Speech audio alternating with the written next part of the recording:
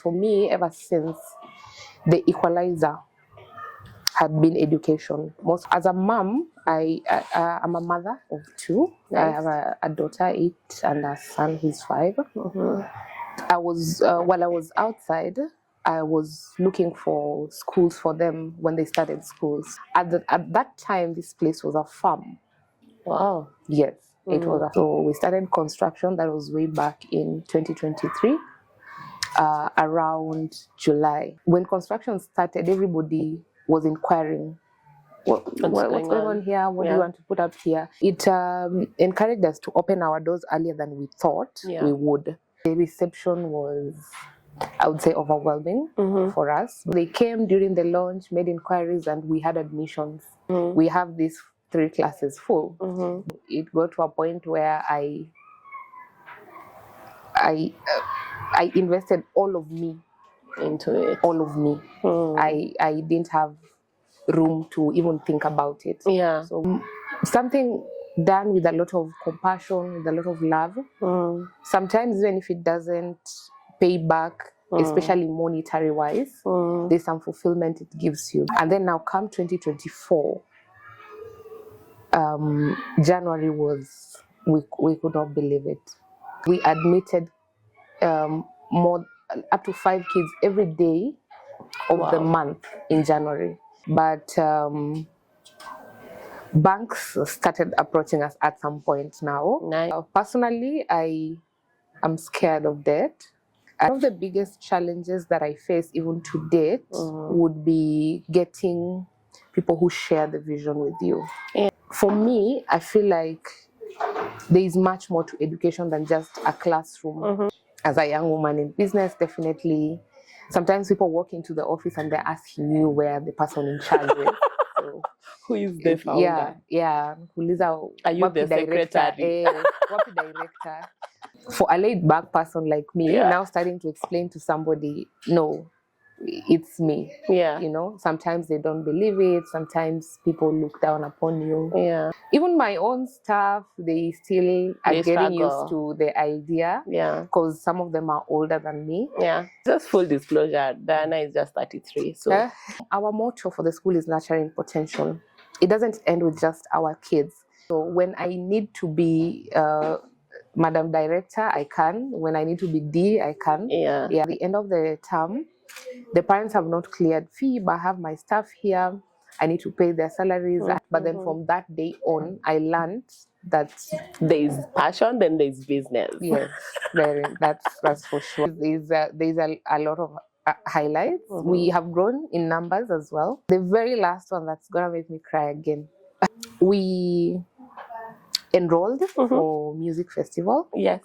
So it's okay. We did take our kids through to the regional levels.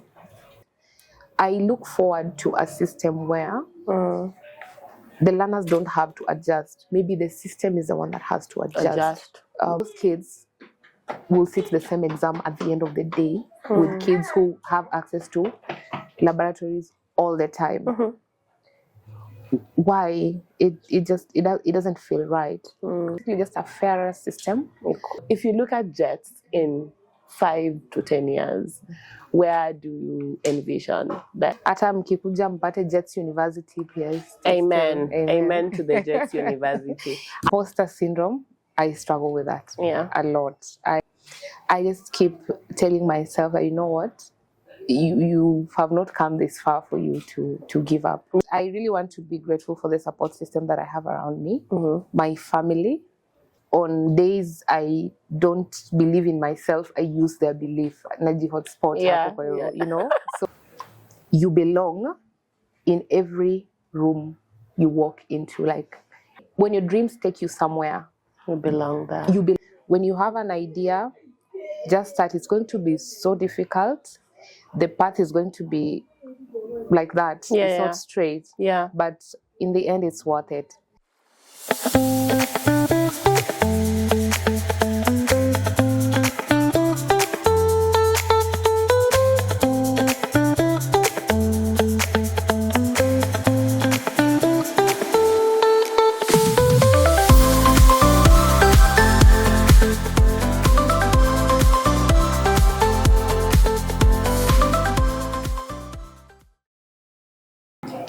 Hi, my name is Patricia Nudi. Welcome back to my channel. So today I'm joined by a fantastic lady doing great things within this community that we are in. Her name is Diana Omariba. Diana is a researcher, public health specialist, and an environmental scientist launching into the education field, and we will definitely get to hear her story. So I can't wait for you to get to meet her and to get inspired by her story. So thank you so much for joining us, Diana. So I'll just give you a minute to just probably introduce yourself in your own words. Who is Diana? And anything that you'd like our viewers to hear. Hi, viewers of Patricia. My name is Diana Omariba, as she has said. I think you've pretty much summed it up for me. Yeah. I have a background in environmental studies and public health. I'm currently venturing into the education sector. It's a new but lovely experience, and I can't wait to share the journey with you. Thank you so much. So let me just start from the beginning, all the way from when you were growing up. Did you ever know that this would be your life? What was your, what did you want to be? I know it's always a cliche question. Did you ever think about it, or it's just something you bumped on? Well, definitely not. I did not see it turning out this way.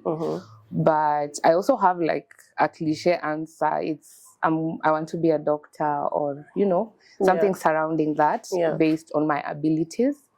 So I knew I would be a doctor or something. I did end up in the health sector somehow, but life has brought me to this other path. I did not have it in plan, to be honest, but I cannot complain that I am taking this path now. It's fulfilling. It's making me happy. I'm glad I tried this. Glad it's working. But to be honest, I did not see it going like this. But you're glad that you landed here. Yes, I am definitely. So we've just from a fantastic tour of one of the ventures that you have gotten into, a school that you have started. Maybe just tell us the journey towards starting that school. So we know you are in the public health space, you are a researcher. How did you get into education sector, and specifically, how did you start the school? Okay. Yes, I currently run a school. It's called Jets Elementary School. It's in the heart of Manyata, which is a slum area. Jets. I would say a long story about it, but the short version would be Jets saved my life. I was away from home for a while, and while I was away, I had some struggles here and there surrounding mental health, and I came home to just find some rest. So that's how Jets was born, by the way. I was looking for something. I needed something that would help me through that period. I didn't think it would be a school, but then again, while I was looking for that healing, I started looking around where I grew up, where I come from, where I came from. And I would say one of the things that shaped me into the person I am today would be education. So I looked around my neighborhood, and there was that gap, right? There was a big gap because we do have schools that start and fail. They don't really take off, and the good schools, because we're not looking to just give education. We were looking to give a good quality education. So when I looked around, there was also that gap, and I thought maybe why can't I take this opportunity, and as I heal myself, I something. So basically that's it. But the bottom line is, for me, ever since the equalizer had been education. Most of the people we grew up with, those who did not get the opportunity to get a good education did not end up okay. You know, the challenges of being in the underserved community. Yes. I've always known that without this education, I would never have gotten out of my situation. So again, I think I was looking for that relief that I got from education. I was looking for it somehow. Yeah. So I ended up now giving it to maybe somebody Paying else. It forward. Yeah. I think that would be the best term. Paying it forward. Yeah. That's such a thoughtful way to be able to deal with circumstances and situations, and it sort of reminds me a lot about part of my journey. So thank you for sharing.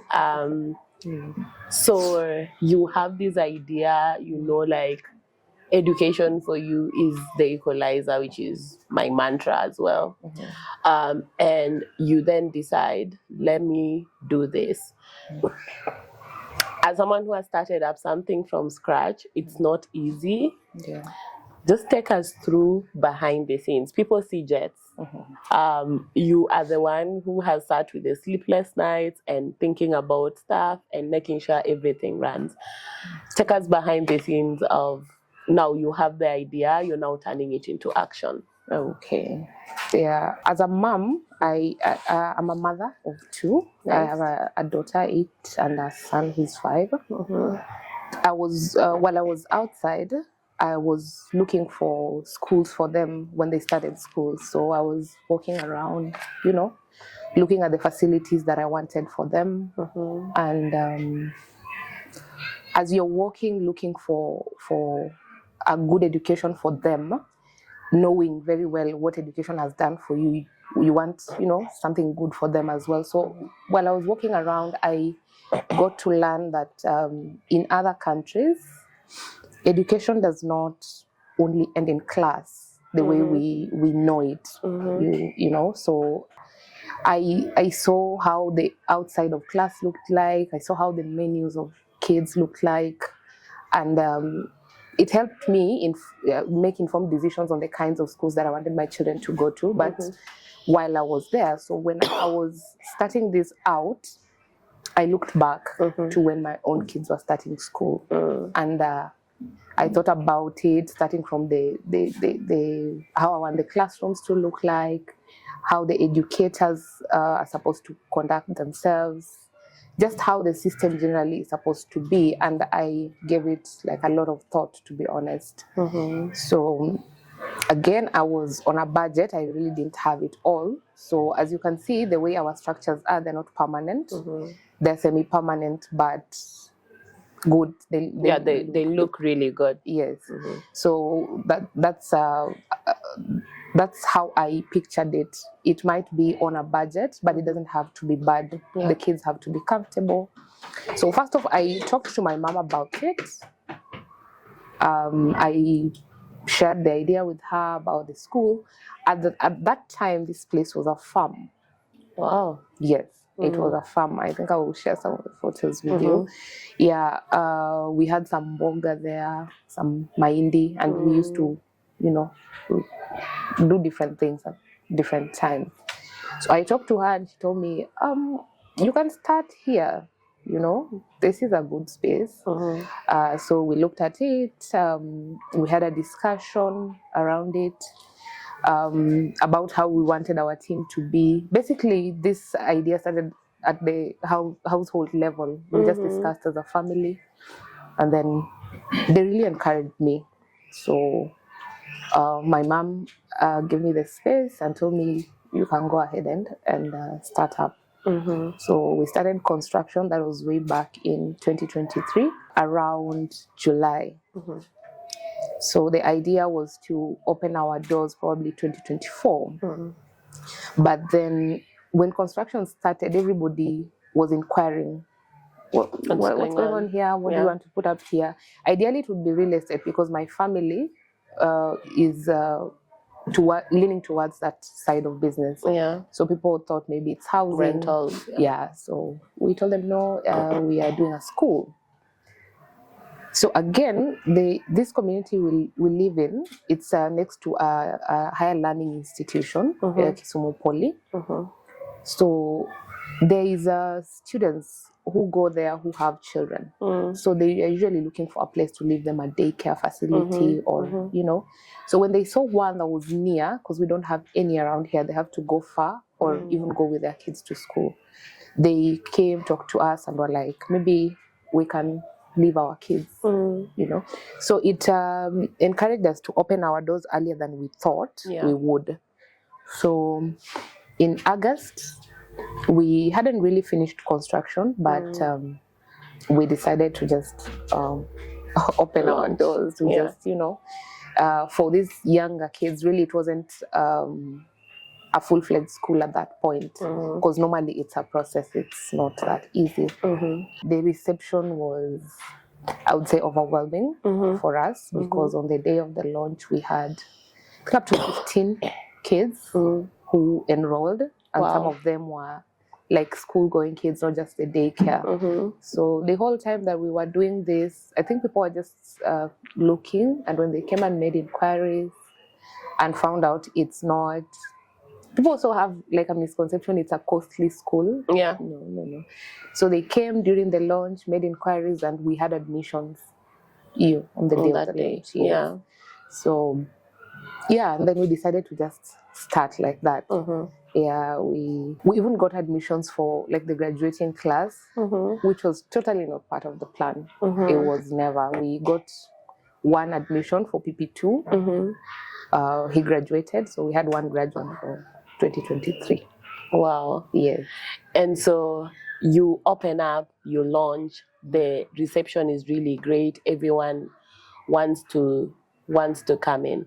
At this point, what is going on through your mind? As an entrepreneur, honestly, it's a lot.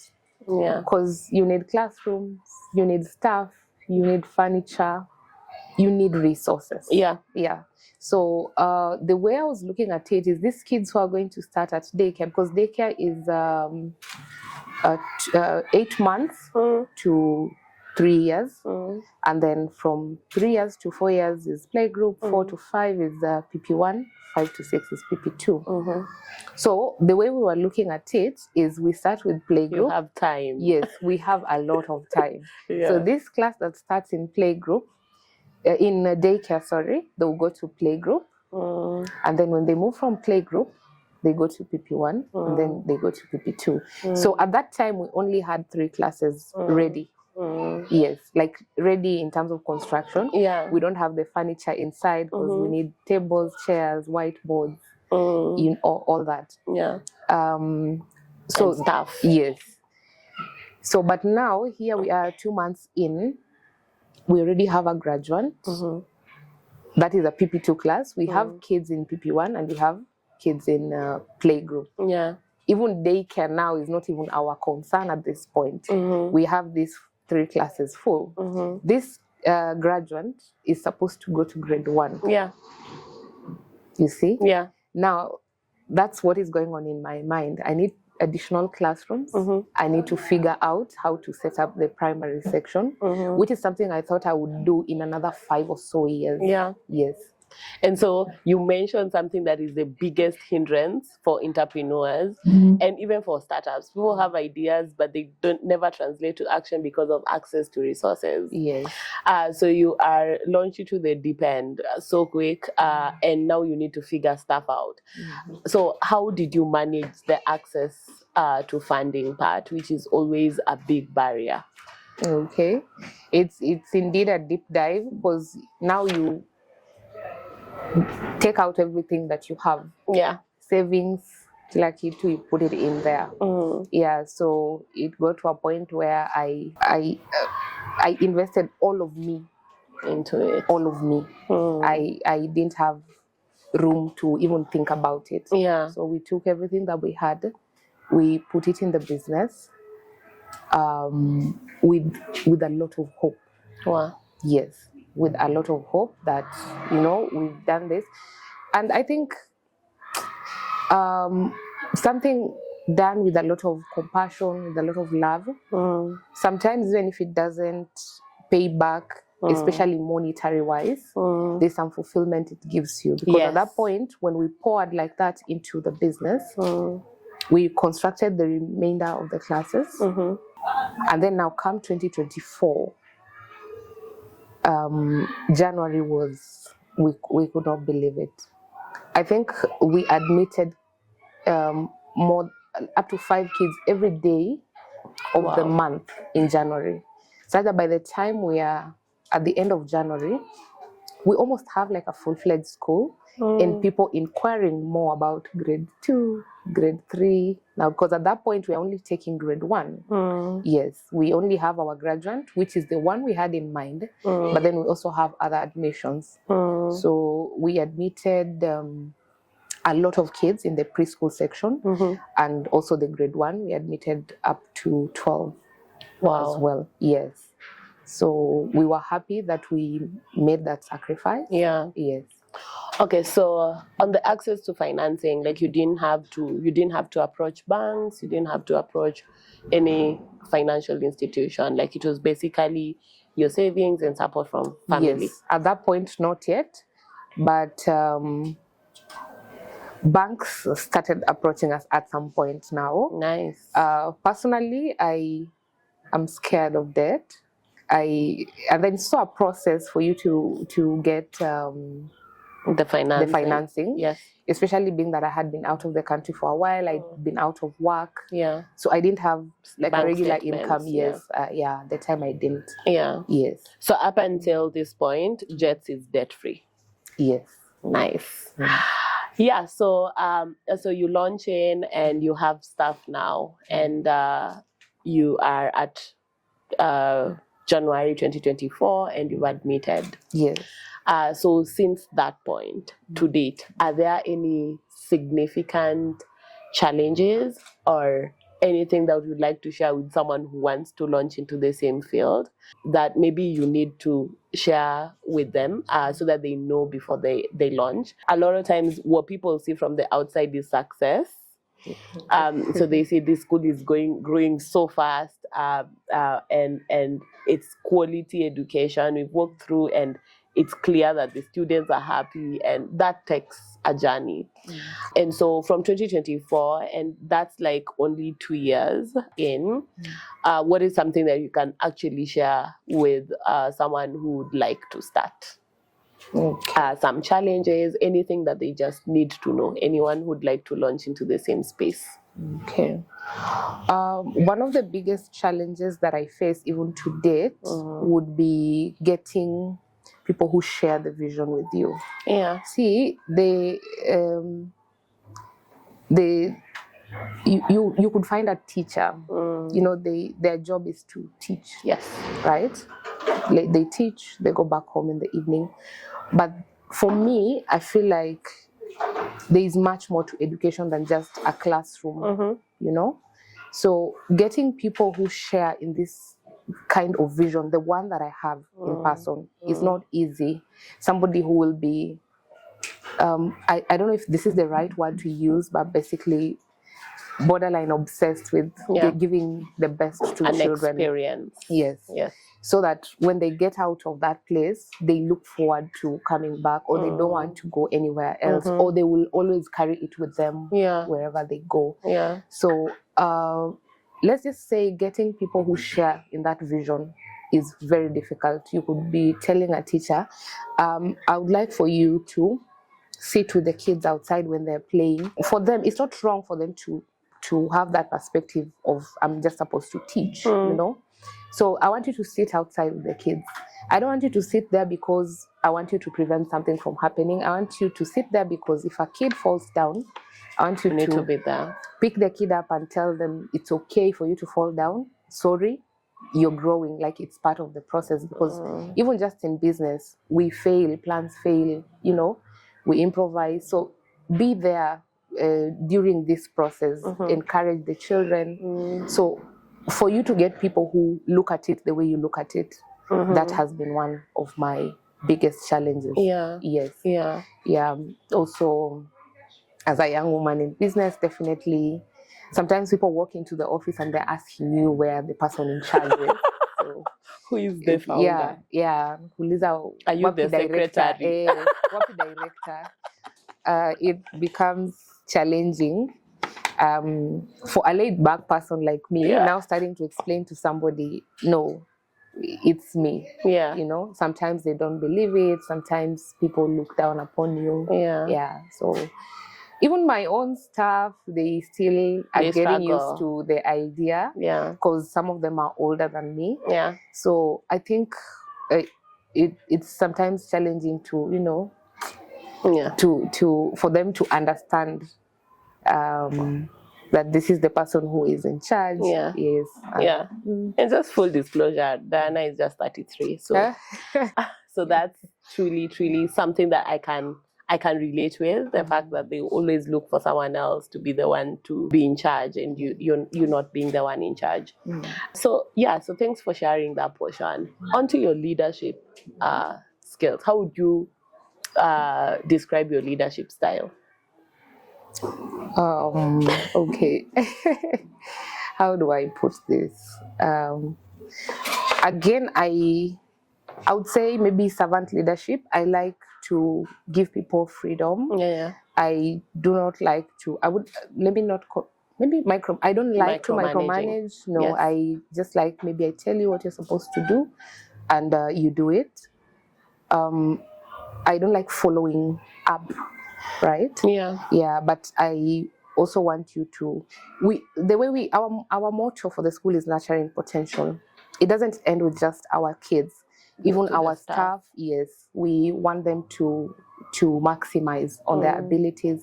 If this one is gifted in this way, let them lead in that sector, like that. I like to give them the freedom to be expressive, to be able to just get the most of the experience, as much as I'm also doing the same. Yeah.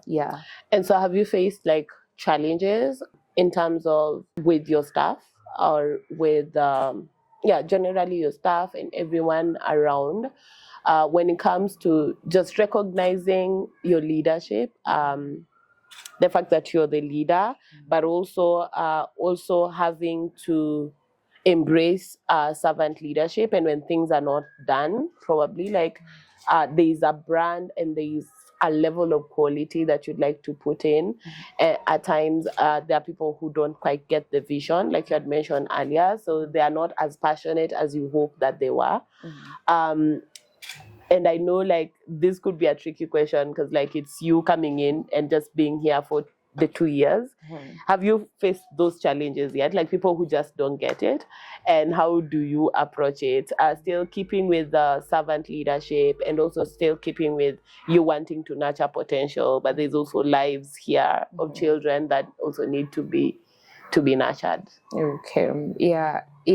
I have faced challenges, because sometimes they get carried away. They tend to forget that, you know, there is work. There's play. So sometimes they get carried away, which happens in the work setup. But I also do have a side of me that they get to see once in a while. When there is need for me to come out as a bit strong, I do. I'm able to do that. So I can be kind or nice. I don't want to use nice. Balancing grace with strength. Yes. Like that. So when I need to be Madam Director, I can. When I need to be D, I can. And they have that access to me. They have access to me like that. They know me, the soft side of me. They know the harsh side of me. And so they know where not to to move to the other side. So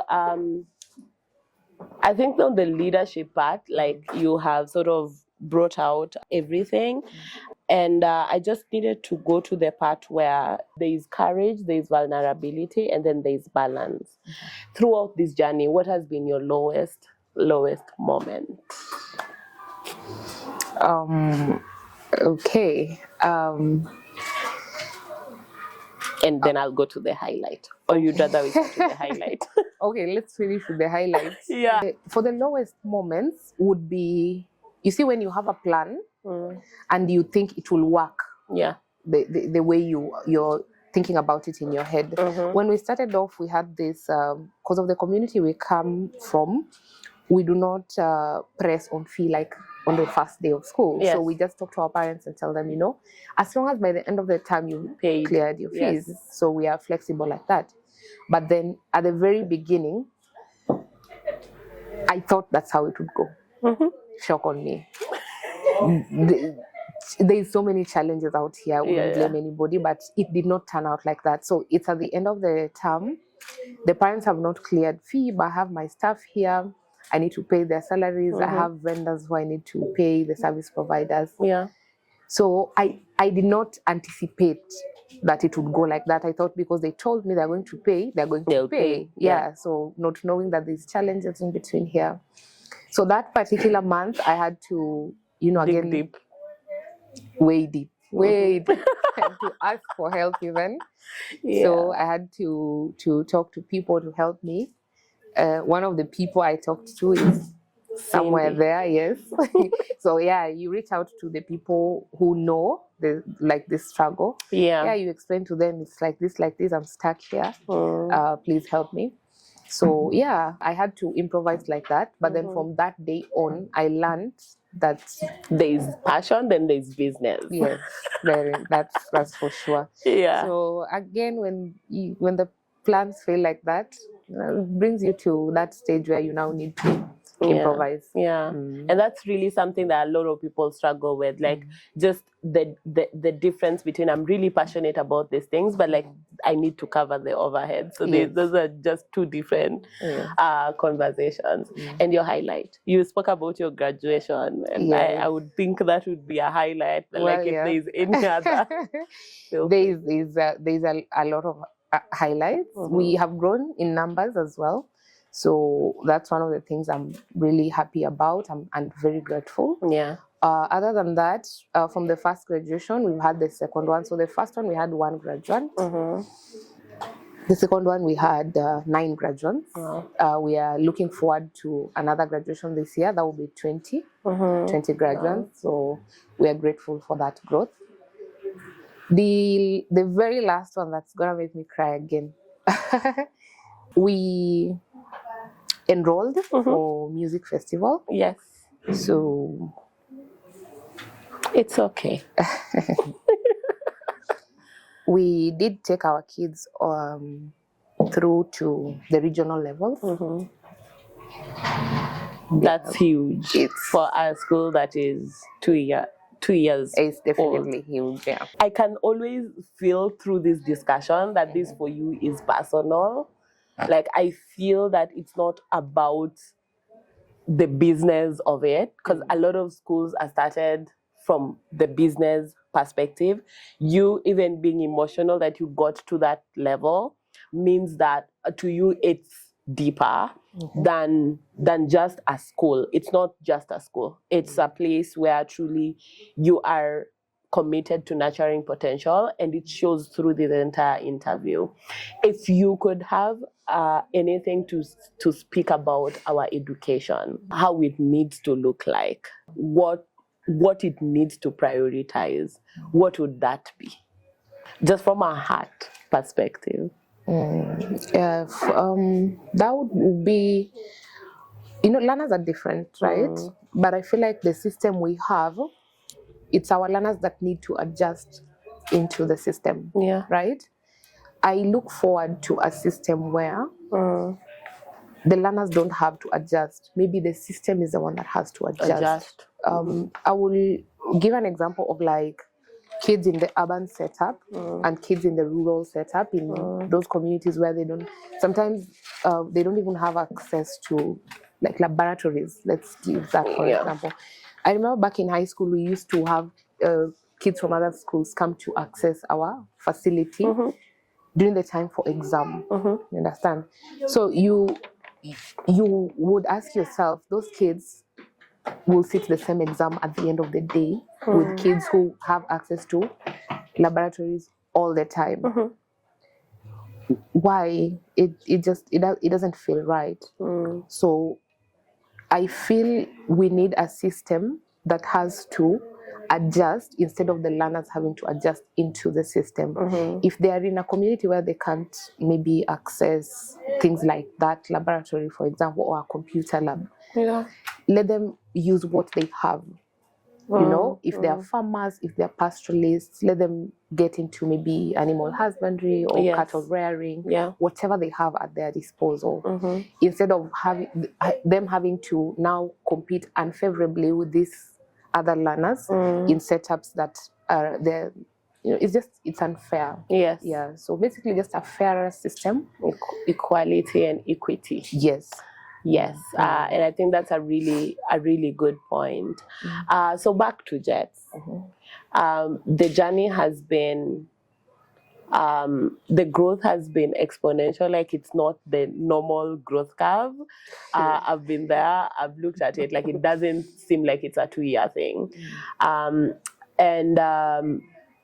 Right now, you are up until you've started the grade 1 and up until grade 3. Grade 3, yes. And you're looking to expand from our initial conversations up to JSS.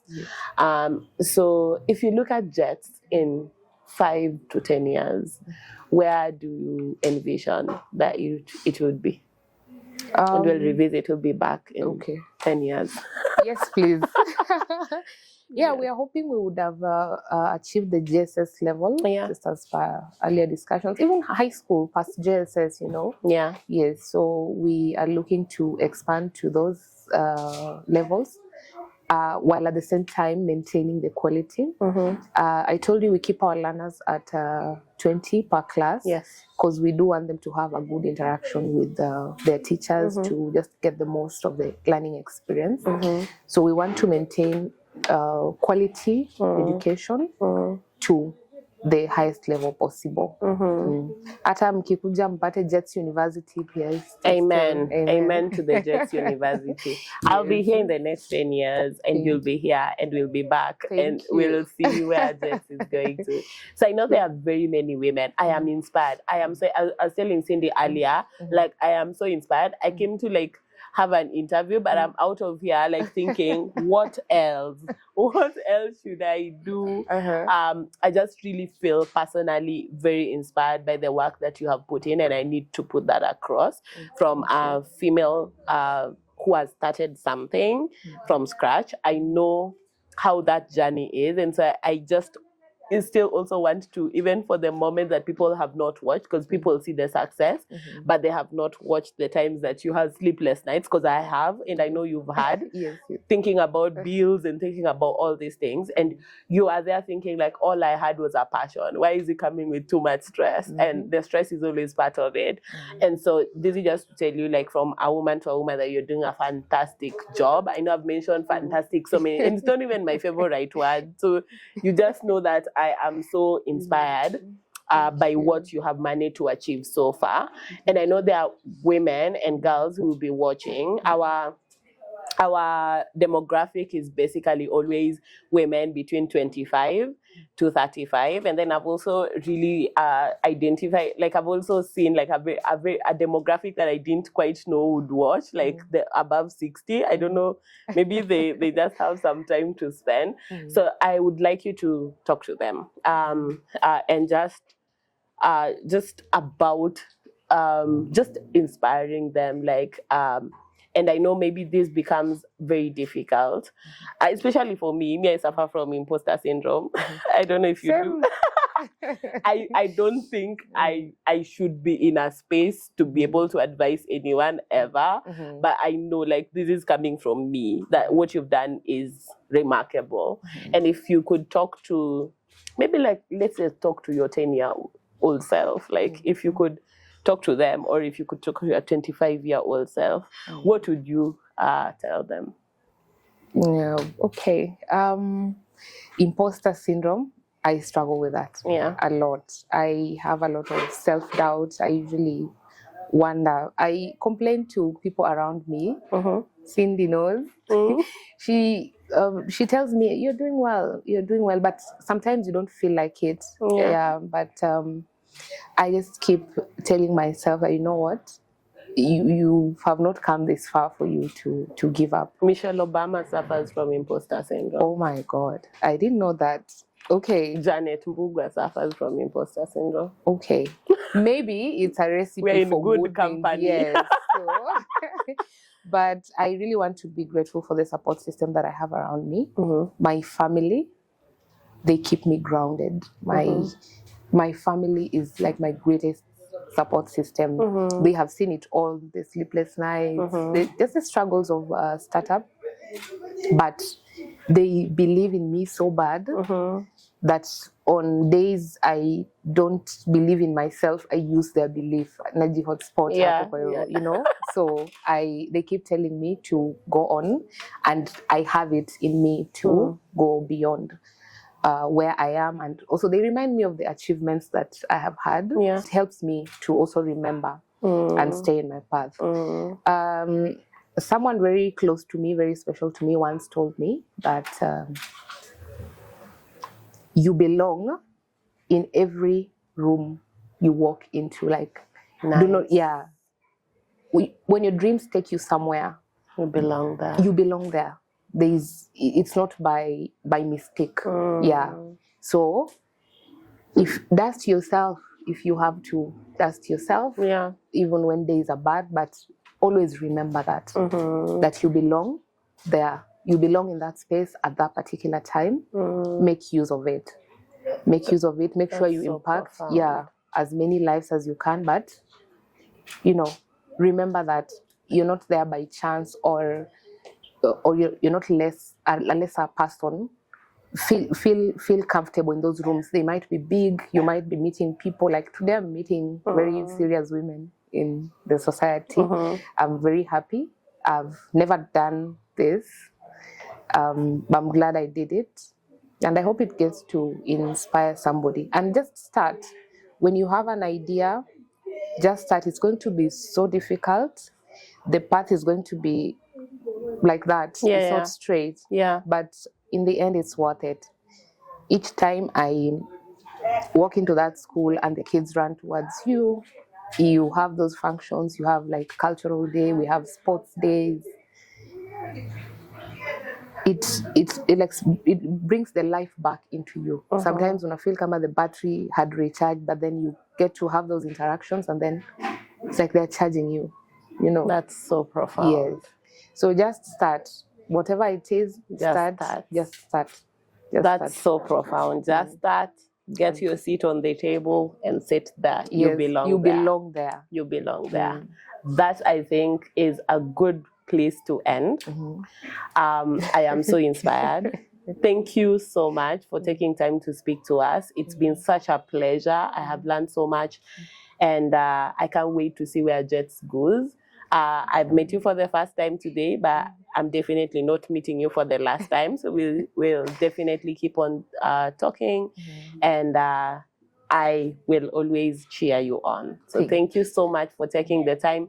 This was not easy, but you chose to do it, and it's absolutely don't take it for granted. So thank you so much, and may God just continue to lead your journey. So itafika tu penye imefika. Coffee or tea? Tea. A book every woman should read.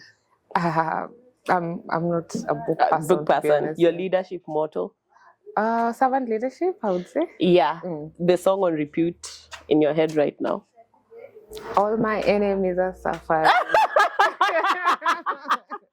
A scripture or a quote that you live by? That would be, I can do all things through Christ who strengthens me. Philippians 4:13. Yes, thank you so much for watching. Thank you so much, Diana. Thank you, everyone. Please leave your comments down below. Tell her how amazing she is until she believes it. So I can't wait to see you on the next one. Until next time, bye.